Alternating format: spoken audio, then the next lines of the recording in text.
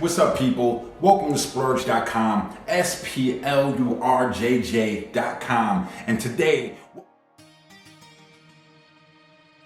what we're going to talk about is to change your mind. How to change your mind. The things that you believe, changing your thought process is the key to being successful, to motivating yourself, to finding inspiration in others, and surrounding yourself with the greats. But you first have to change your thought process. And in order to do that, you have to think back to the disappointment that had you stuck.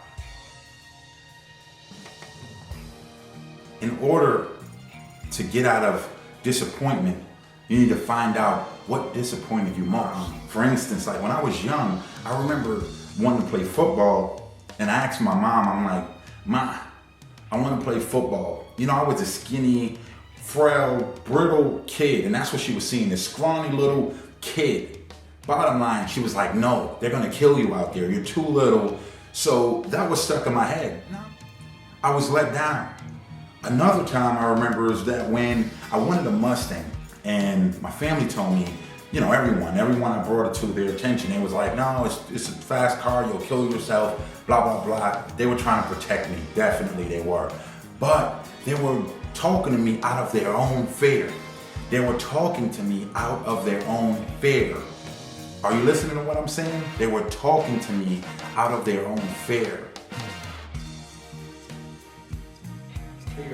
And that's what a lot of people do. They tell you things that they can't do, so they tell you you can't do it. And that's why they tell you you can't do it, because they can't do it. So that's how they talk out of their own fear. If you want to jump out of an airplane, and now I'm not saying I'm a skydiver.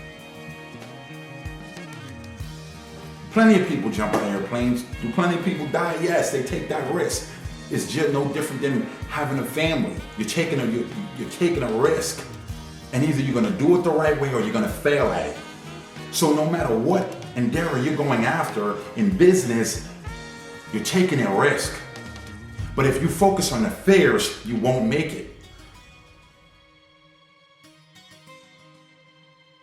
And the bottom line thing is that if you want more, you can have more. If you want more, like I told you before in my last video, success is not racist. It doesn't care about your skin color. It doesn't care how short, tall, frail, skinny, fat, big, black, white, Mexican, whoever you are. It doesn't care about your race. What it cares about is the work that you put into it. Because success, it depends on you as much as you depend on your success. The success depends on you helping it get there. Because it wants to get there, just like that little kid that you're raising. If you have kids, they want to become a superstar. They want to be great. They want to become a doctor, but you have to push them. You have to give them that value. You have to teach them morals. You have to teach them understanding and responsibility. You have to show them these things in order for them to create it. And that's the design of success. It looks and depends on you, your energy, what you put into it is what you'll get out. And just like I told you before, if you're not interested, then you're not going to do it. Bottom line. Interest is also on the same line as faith. You have to have faith with anything that you do. Now, I remember working for corporate America, and every day I got up every day stressing, you know, arguing with the family, me and my wife. Things wasn't working right because of the stress that corporate America had put on me and had me carry. Now, the thing is that if you're an entrepreneur and you want to do something that's great, that's going to change the world or just change your circumstances or change your situation, you have to walk on faith.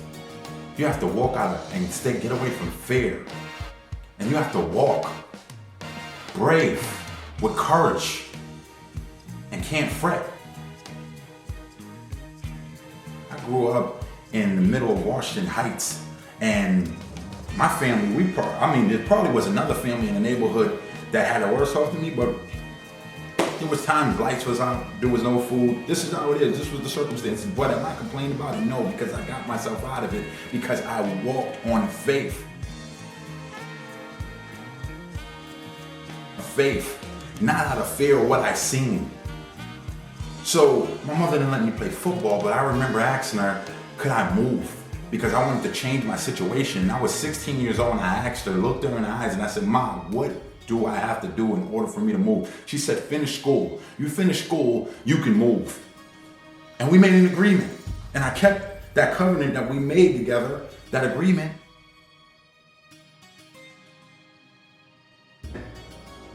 And I completed it. I didn't just say it and put it out there in the universe. But if you don't put anything out in the universe and you're not moving, then how the hell are you going to connect with becoming great? How the hell are you going to connect with success? How in the hell will you make it if you're not determined to make it? See, the thing is, people are really hard to encourage. They're easier to discourage. It's easier to discourage somebody, but it's harder to encourage that same person. Because you can tell somebody easily if they're in a bad relationship or their jobs, they just hate their job. They already hate it. They already discouraged themselves. So it's easy. They're already off the cliff, hanging on the edge of the cliff, and they're ready to jump. And you can see them trembling, they're fretting. And all you have to do is tell them, go ahead and do it. I'll do it. I would do it too if I was in your situation. Make them feel worse. They'll jump. But that same person that's there to encourage them is harder. So they're already on the edge. You have to be careful with the words that you say. You have to be careful with what you say to them because they're on the verge of jumping. And just like this video here, you already stepped off the banister and you don't want to jump off the bridge. You want to save your life. You want your business to grow. You're all about splurge. You're all about living a lifestyle. You're all about making things better for yourself. So you're ready. Whatever you don't touch, you can't change it. And I'm telling you that you need to connect with the greats. It's an honest statement. You have to surround yourself with the greats. Like, growing up in the heart of the hood, where everyone is suffering, where people are dying and starving, it's hard to see great out of that. You're only going to see your weaknesses because that's what you're surrounded by, how much you're making, how you're living. None of that matters. I had to tell myself to stop chasing security and chase after my serenity, my peace. Once you chase after your peace, you'll find exactly what it is that you want to do. You'll no longer guess. It won't be a guessing game for you. So surrounding yourself with greats is very important. If the people around you have more than you, then you're going to want better. And you have to do that in your life. Take on things that are hard so then your life can get easier. If you keep living it the easy way, your life is always going to be hard. So what I did, I walked out of corporate America. The same hustle and bustle, the everyday stress. I walked off and I told them that was it. I had enough. I told them I didn't no longer want to spend my life fulfilling someone else's dreams. Because they're happy and I was miserable. So I got up and I walked out and I left. And here I am talking to you. And I'm living my life and I'm happy. And I want you to be the same way. I want you to find your happiness. You don't have to stay stuck in disappointment because disappointment will leave you on the ground. So what you have to do is stand up on faith and believe that you can make it and make it. Thank you for watching splurge.com. Thanks.